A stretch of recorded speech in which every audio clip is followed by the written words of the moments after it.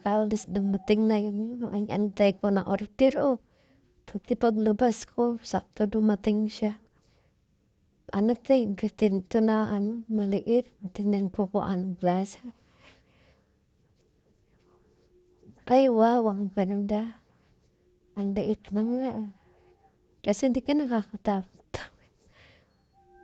Yan, ang ganda. Ang liit. Ang fit niya. Pwede siya, ay siya talaga yung ginagamit ko sa pang-camping.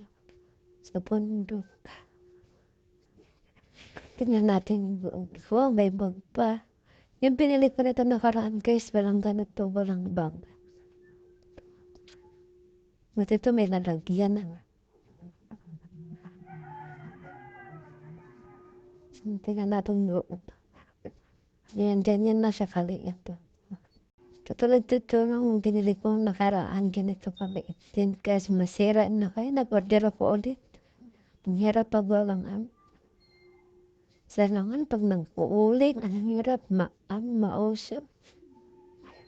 Yan, ganyan siya. Maliit lang siya. Yung paa niya sa ilalim, kasi ang natutupi.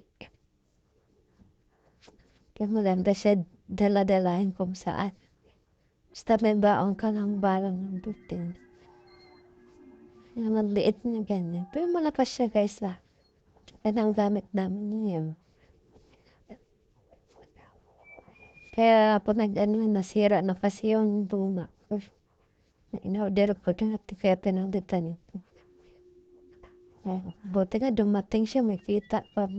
Wala na po.